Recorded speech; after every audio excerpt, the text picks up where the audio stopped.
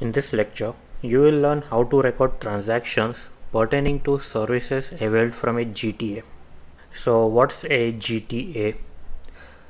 GTA is a transporter who provides services in relation of transporting goods from one location to another location. In short, a GTA means a transporter who provides transportation services. Now the question that arises, are all transporters are considered to be GTA? The answer is no. So who are GTA among transporters? So GTA are those transport businesses who issues a consignment note. So any transporter issuing consignment notes can be called as a GTA. So what is a consignment note? A consignment note is issued by a transporter containing details like name of the supplier, name of the buyer and their respective GST numbers, and details about goods that are being shipped and amount charged along with the GST details. It also mentions details like who has to pay GST, whether the buyer or the seller or GTA itself. So who has to pay GST will be discussed in a short while, and all these documents must be serially numbered in order to be called as consignment note. So whoever transporter, when it issues a consignment note, then that transporter can be considered as a GTA. And what it also means is that if a consignment note is not issued, then the service availed from a transporter doesn't fall under the ambit of GTA. So whenever you avail services from a transporter, then make sure whether it is a GTA or a non-GTA, and look whether the consignment note, which can also be referred as LR copy or by any other name in your region, and try to find out the details which must be present on a consignment note. And if at all those details are present, then that copy of LR is treated as consignment note. So the name of the document could be consignment note itself, or it may be written as LR copy or BILT in some regions. I recommend you to find out more about consignment note and any details which must be specified on it. I just mentioned all these details so that you can have some basic idea about what GTA is, what consignment note is. Alright, so now let's discuss about this example transaction which is on your screen. In this transaction, we paid rupees 3000 towards transportation services from Garuda Carriers, which happens to be a GTA. And availing service from GTA falls under the concept of reverse charge mechanism.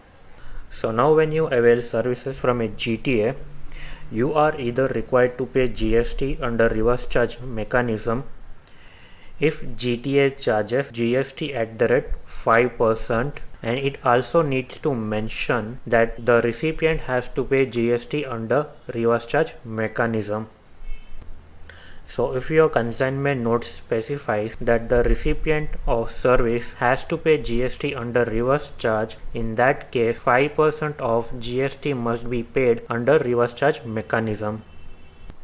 Or GTA also has an option to charge GST at 12%. So along with the taxable amount, if GTA is charging GST at 12%, in that case reverse charge mechanism won't be applied. You need to pay complete taxable amount along with GST to the GTA, and GTA will deposit GST to the government. In short, when GTA opts for 5% tax rate, then you need to pay GST under reverse charge mechanism, and in that case you need to pay GST at 5% in cash, and you would be then getting the input tax credit for the same. And if you are paying GST at 12%, then as usual, like with other transactions, you can get input tax credit by default. Now one important part which needs to be discussed is about who needs to pay GST under reverse charge mechanism. So in the consignment note, it will be written that the recipient of service is liable to pay GST under reverse charge mechanism. So who is the recipient? So if transportation charge is paid by supplier, which is paid transportation, then supplier is treated as recipient and he has to pay GST under reverse charge mechanism. If the receiver of the goods, that is the buyer, is required to pay transportation charges, then the buyer is treated as recipient. Sometimes the recipient of service could be an unregistered dealer or a normal person who doesn't hold any business and has availed transportation service to transport his household items or any personal belongings. So in that case, it is the liability of GTA to pay GST to the government. So these were some basics that you were required to know about GTA, and if you further want to learn more about GTA, then I recommend you to explore regarding it. There are a lot of valuable resources online which contains a deeper discussion on GTA, and this course is related to Tally, so a deeper discussion on GTA is out of the scope of this course.